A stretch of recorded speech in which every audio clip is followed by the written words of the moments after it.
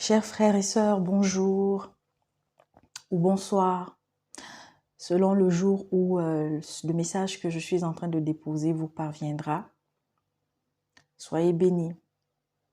Toi qui tomberas aussi sur ce message, toi qui passeras peut-être pour la première fois ici, sois aussi béni.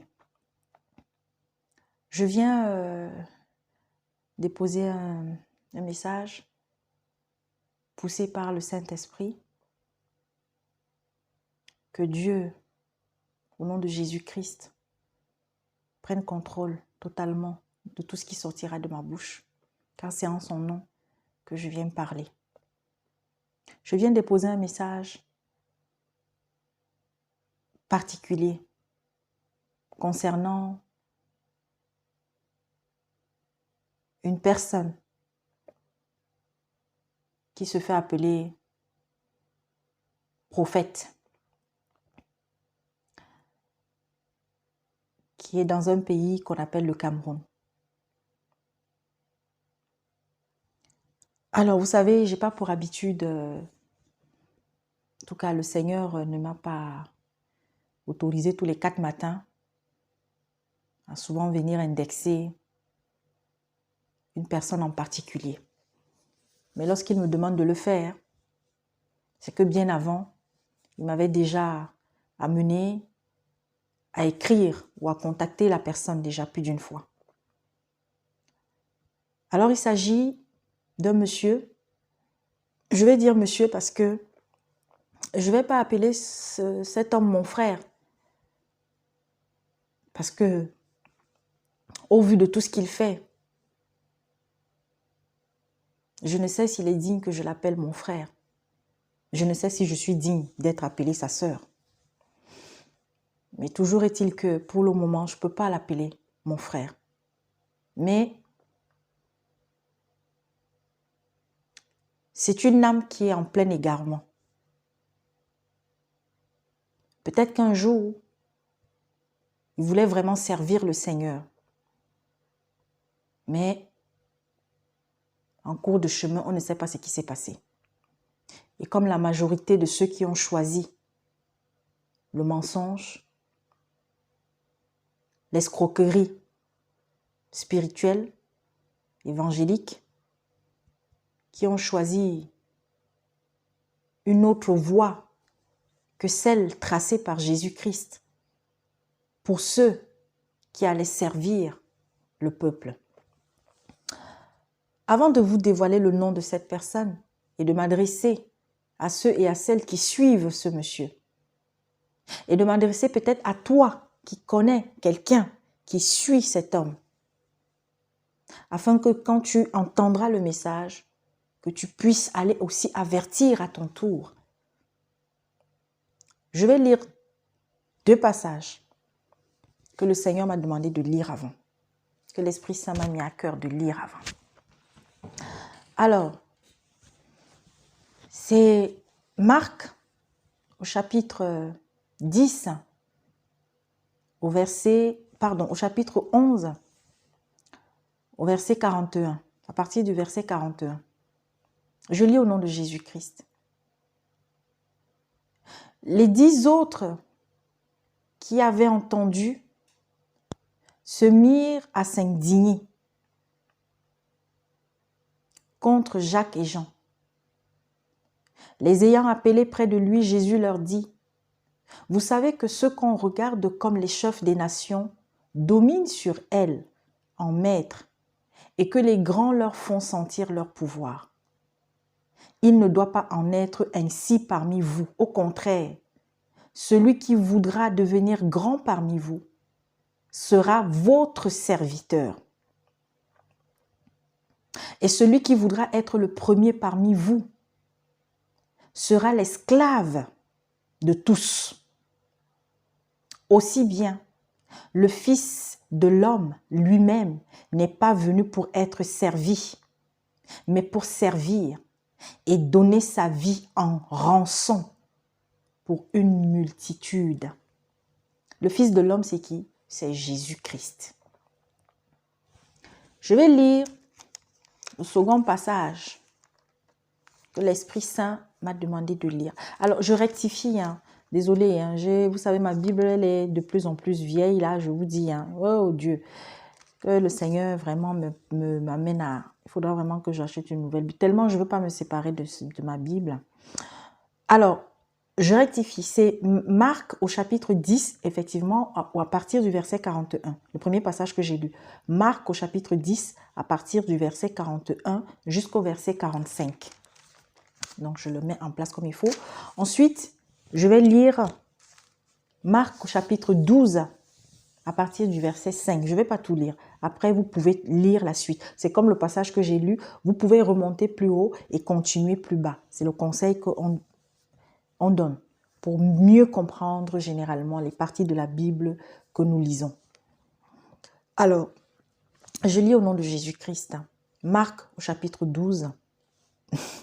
Décidément, Marc au chapitre 13, pardon.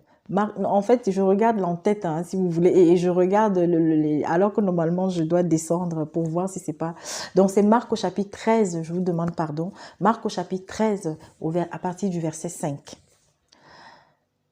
Je lis au nom de Jésus-Christ. Alors Jésus se mit à leur dire, « Prenez garde qu'on ne vous abuse.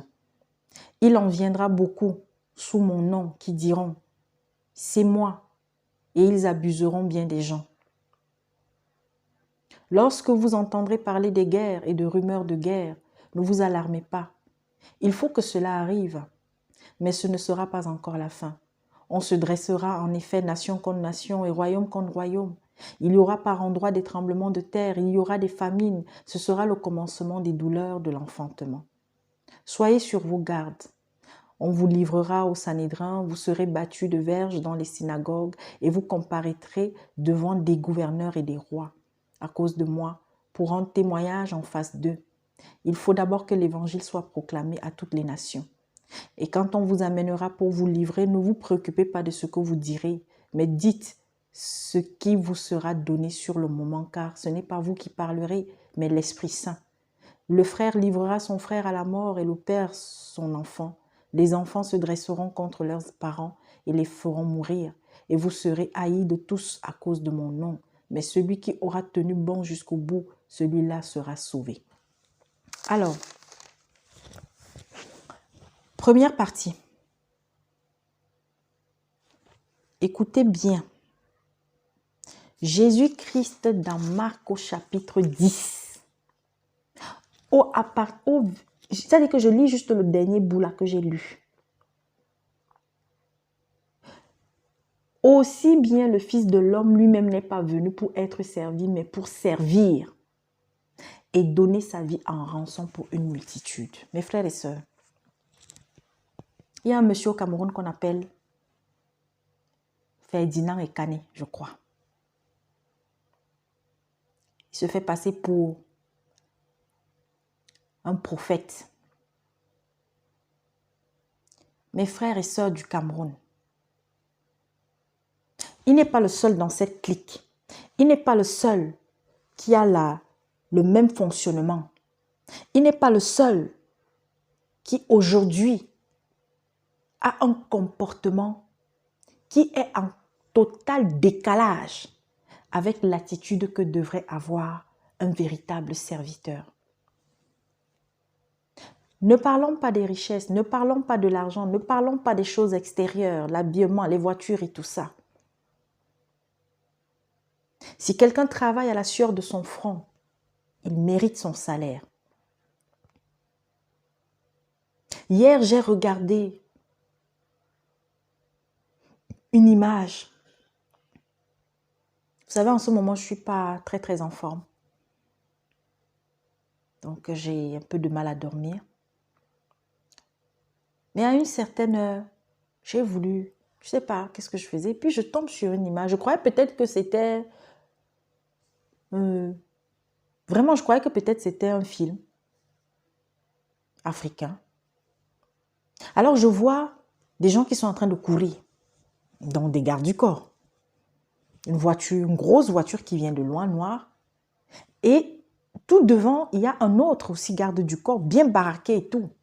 Vous voyez un peu comme dans les films américains là. Les paras là, costauds là. habillé en tenue, comme la tenue d'un gendarme ou d'un militaire, je ne sais pas. Le gars, il court, pom, pam, pam, pam, pam.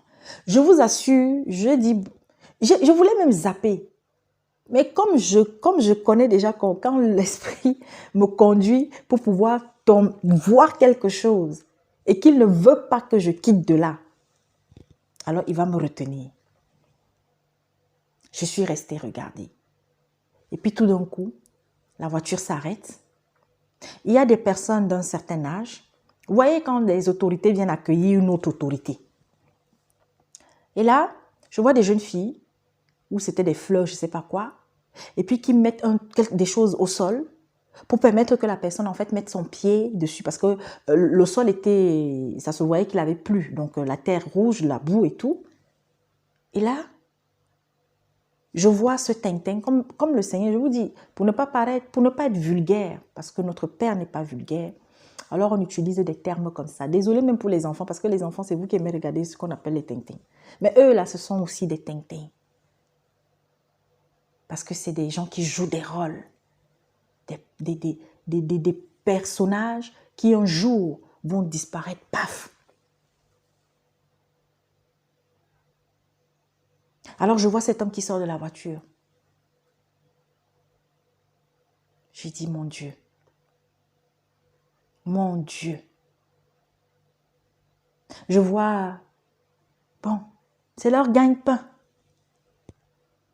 Ces jeunes-là qui jouent les rôles de garde du corps. C'est à travers ça peut-être qu'ils ont leur petit 5 francs. Mes frères et mes sœurs, montrez-moi dans la partie de la Bible, quand Jésus se déplaçait, même quand peut-être des disciples avaient été envoyés d'abord pour préparer même son arrivée, disons même ça. Je crois que la seule fois dans la Bible où on a véritablement vu, où les gens avaient même pris leur tenue, leurs vêtements, leur truc, mettre au sol pour permettre que Jésus-Christ entre comme le roi. C'était le jour, la veille de la Pâque, je crois, si je ne me trompe pas. La Pentecôte, voilà. Quand il est entré dans la ville, les gens avaient les palmiers. Ils déposaient ça un peu partout. Mon Dieu. Mon Dieu. Quand est-ce qu'on a vu qu'à chaque fois que Jésus se déplaçait, il y avait un tapis rouge qui était au sol.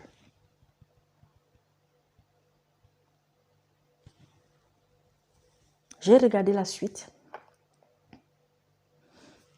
Comme d'habitude, l'église est remplie de femmes, d'enfants, de jeunes filles, quelques rares têtes de jeunes garçons, quelques vieillards, mais en majorité les femmes.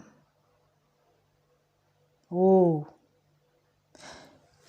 Finalement, vous voulez même qu'on fasse comment?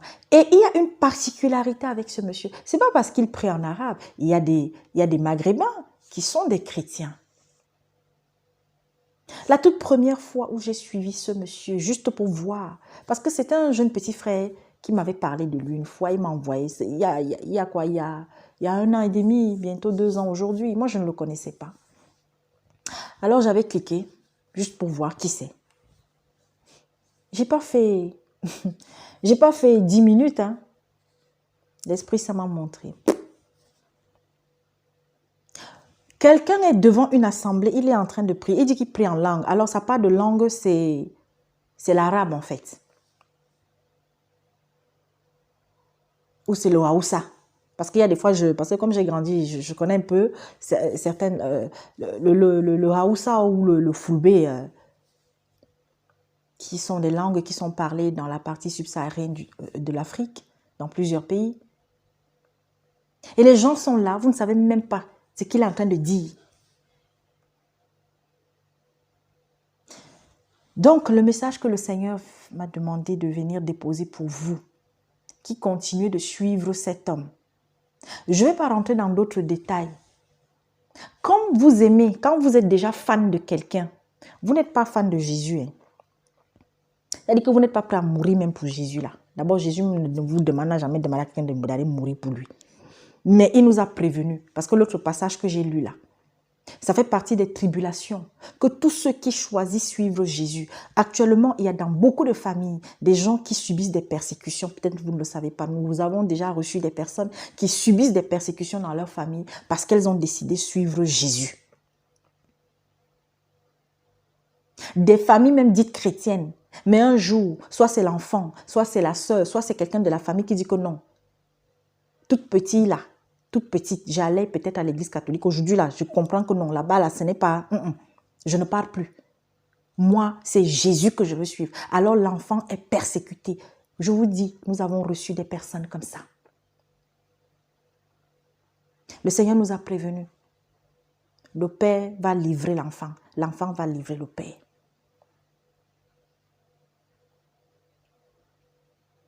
Il y a quelques jours, on m'a envoyé une vidéo où je vois cet autre tintin qu'on appelle Djenodor Kamdem. Avec une tenue, vous voyez un peu comme les gens du Vatican là, comme les évêques là, les cardinaux là. Vous savez, il y a une secte qui est en train de chauffer du côté du Bénin, du Togo, de la Côte d'Ivoire là. Avec des gens en fait qui étaient des catholiques avant et qui ont dit qu'ils sortent de là pour créer leur part et guidés par une certaine parfaite. Donc ce sont maintenant, c'est-à-dire qu'ils sont en train de s'installer, vous les voyez là avec les cannes, comme les évêques là, comme les cardinaux de l'église catholique. Et je vois ce tintin qui est en train de dire, apportez vos offrandes, apportez vos dîmes et que ce que vous allez apporter soit aussi brillant, aussi craquant que les tenues que vous voyez que nous avons sur nous. Et vous avez des gens qui continuent de les suivre. On ne vous a pas... On ne dit pas qu'il ne faut pas aider un serviteur. Si tu veux aider un serviteur, si tu veux faire une offrande à un serviteur, mais que ça vienne de ton cœur. Que ce ne soit pas quelque chose qu'on vient t'imposer. Et quand tu le fais, c'est entre le bon Dieu et toi. Tu n'as pas besoin de le chanter sur les toits.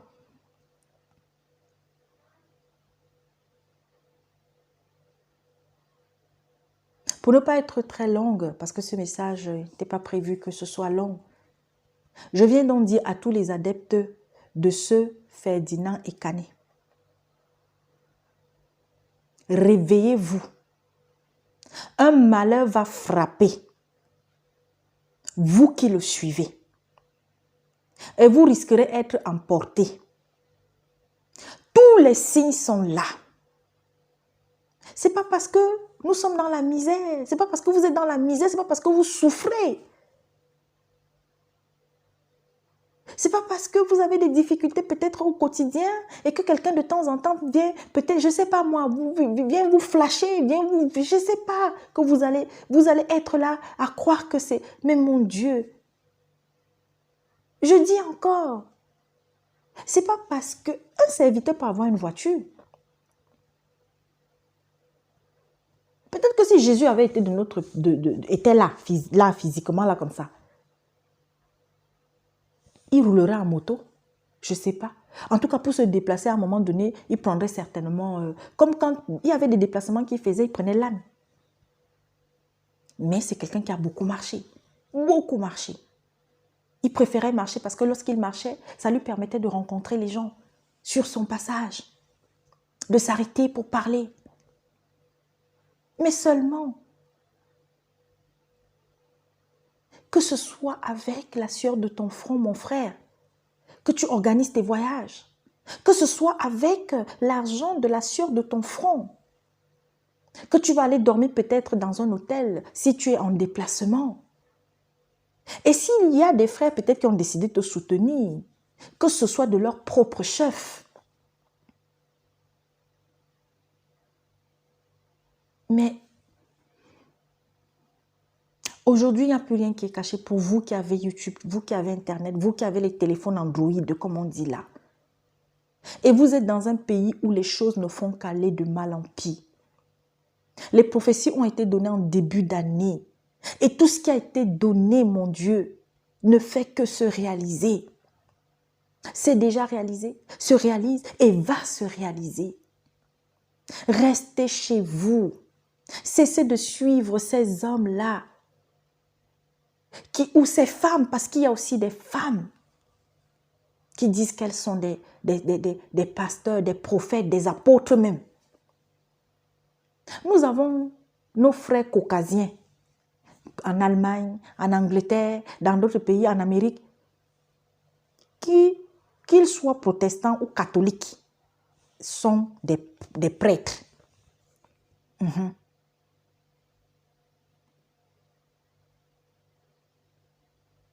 Vous savez, je remercie le Seigneur parce que, comme je dis toujours, lorsque chaque jour davantage, on s'abandonne à lui, il nous fait des révélations, il nous fera des révélations.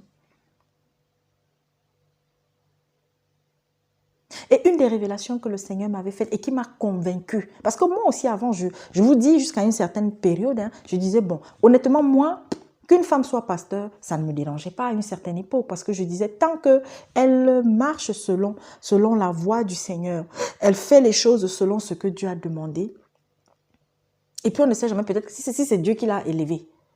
Mais, lorsque j'ai commencé petit à petit aussi, ouvrir les yeux, que l'Esprit Saint a commencé à m'enseigner. Alors, je vais vous dire, il y a un détail qui m'a convaincue. Oui, il y a des femmes que Dieu a utilisées et Dieu utilise et va utiliser. Comme en ce moment. Mais seulement, il y a des lieux, il y a des postes où il y a des services qui ne sont pas pour nous. Alors, la révélation qu'un jour, l'Esprit Saint me fait, m'explique, me donne. Vous savez que Jésus-Christ nous a beaucoup aimés, nous les femmes. Mais seulement, que ce soit la première fois, que ce soit la deuxième fois, le premier appel des disciples de Jésus, ils étaient au nombre de 72. Et sur les 72, il n'y avait pas une seule femme.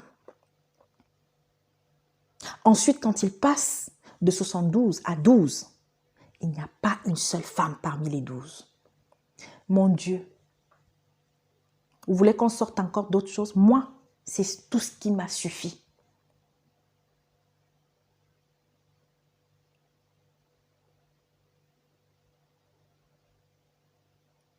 On peut partager comme... Là, je suis en train juste d'exhorter.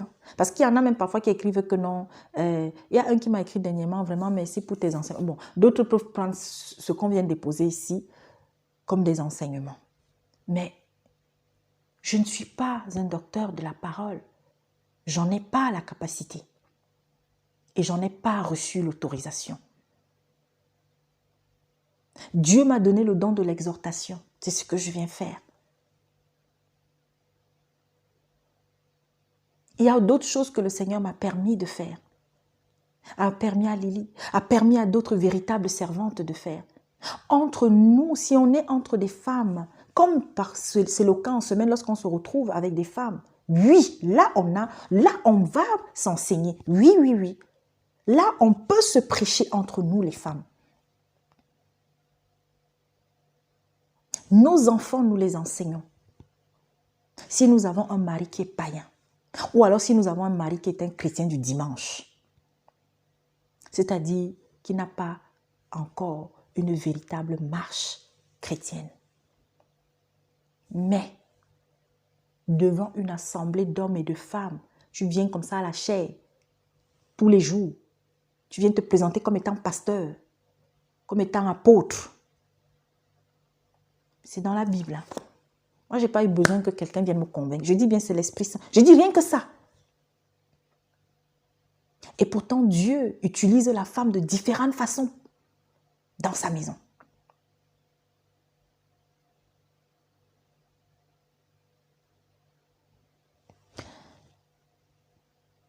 Que ce message, mes frères, mes sœurs, je vous assure, là où je suis en train de souffrir parce que je change. Mais le Seigneur m'a mis ceci à cœur de venir le déposer. Je vous en prie. Je vous en prie. Tous à travers le monde, Vous, mes frères de Côte d'Ivoire, des deux Congos, du Bénin, du Togo, du Kenya, de l'Ouganda, de l'Angola, de partout en Afrique, en Europe, en Amérique, partout. Les faux serviteurs sont aujourd'hui versés. Waouh! Voilà votre fameux général.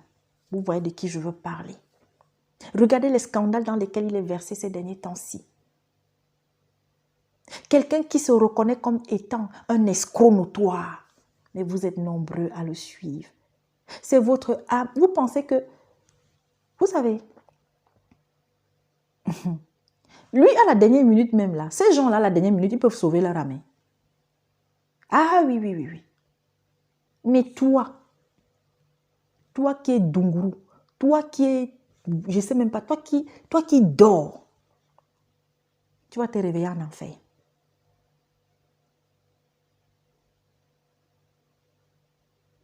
Donc, à ce Ekani, hier, j'ai encore écrit sur sa page. C'est, je crois, le deuxième ou le troisième message et c'est le dernier. Le Seigneur ne fait que l'avertir. Il sait ce qui s'est passé avec sa femme qui est partie. Le Seigneur ne fait que lui donner encore le temps. Si vous le connaissez, dites-lui, il est temps encore pour lui d'arrêter tout. Oui, son maître lui demandera des comptes. Mais peut-être, il pourra sauver son âme. Tant qu'il a encore temps. Et revenir à Dieu, à Jésus-Christ véritablement. Que Dieu vous bénisse. J'espère que ce message, vous le partagerez. Si toi, tu connais quelqu'un qui est adepte, parce que je ne veux même pas dire fidèle, je dis adepte. Au Gabon, là, partout. Fuyez ces hommes chaque jour davantage. Tu as ta Bible, reste chez toi, lis-la chaque jour davantage avec tes enfants, ton mari, ta famille, tes frères et sœurs. L'heure est grave. L'heure est très, très grave. Satan est plus que jamais en colère. Les gens ne font que sortir de partout. En Côte d'Ivoire, là-bas alors, ils sont seulement venus s'installer une banque. Venir vous sucer correctement. Et vous êtes là, vous les regardez. Ils escroquent ici. Dès qu'on les attrape, ils fuient, partent là-bas. C'est en Côte d'Ivoire qu'ils viennent se réfugier. Et vous les accueillez à bras ouverts. Ah, Seigneur Jésus-Christ. Voilà le message de mon Père que j'ai déposé. À bon entendeur, salut.